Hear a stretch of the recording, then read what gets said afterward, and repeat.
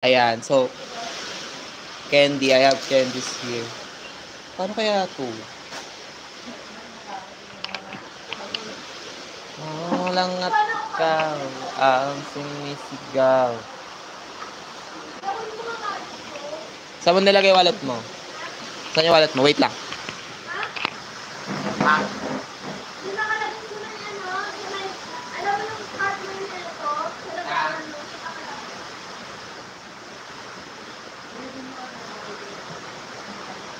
Sinasabi pa ikaw lang at ikaw ang sinisigaw. Yung kapatid ko naliligo sa ulan.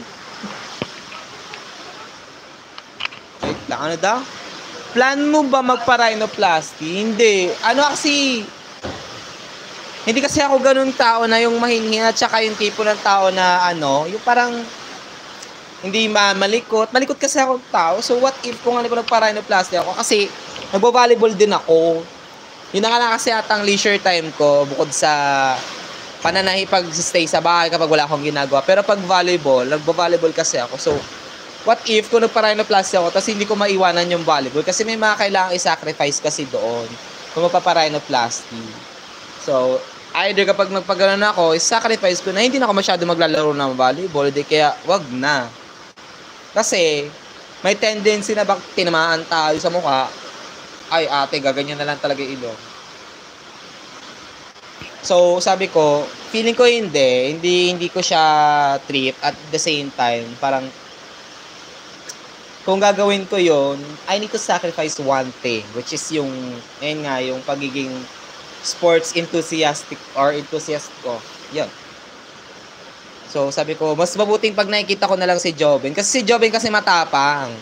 Nagulat na nga lang ako, dati una rhinoplasty. Ngayon, siya yung breast augmentation ba yun? Ayun, nagpasuso. Sabi ko, ang tapang ni bakla. Kasi, kahit nung pinapanood namin, siya nanonood kami ni mama nung operation niya, nung nakaraan lang, nanonood kami nung vlog niya. Tapos gusto niyang panoorin na yung mama yung operation nga ni Joby kasi nga nagpasuso nga. Sabi niya. Tanong yung nanay ko, tanong ng tanong, sabi ni mama ko, ano ang tapang niya? Buti kinaya niya yung ganyan-ganyan. Di ba may dede rin siya? Sabi ko, pero gusto niya pang lagyan ng pasilikon siya. Sabi niya, ang tapang niya, ganyan-ganyan. Sabi ko, oo, kasi nung una pa lang, nung nagpa-rhino siya, talagang inilaban niya, matapang yun. Sabi ko, matapang talaga si Joven. Tsaka, mataas ang yung parang pain tolerance niya sa ganung bagay.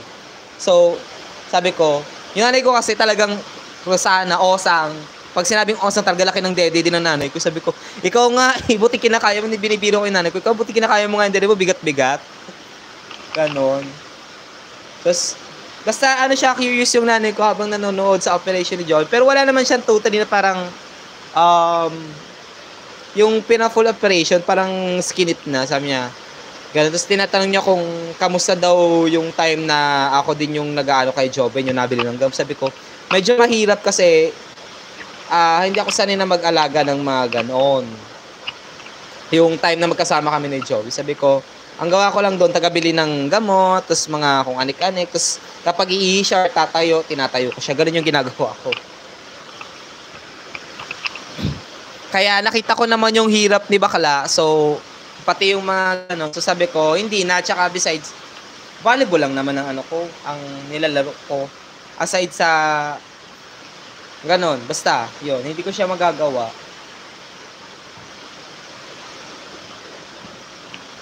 Good day. Good rainy afternoon. Ay, din kay Ate Mirna. Seria ba? Tama? Kamusta kayo? Pasensya na guys, hindi ako makapag lang. Ikaw lang at ikaw. May mga filter pala dito, Audrey. Ay, may mga filter pala dito. Hindi ako na-inform. Ganito yung itsura kapag paglasing na sa inuman, tapos sabog, di ba, inuman. Tapos, inumaga na yung tipong uuwi ka, tapos makakasalubong papasok sa trabaho. Kasi ito naman yung parang galing ako ng Ugbutondo, tapos dumaan ako sa may mga nag-iihaw na barbecue, ganyan yung paningin ko. Horror? kabog. May mga ganito palang filter si ano,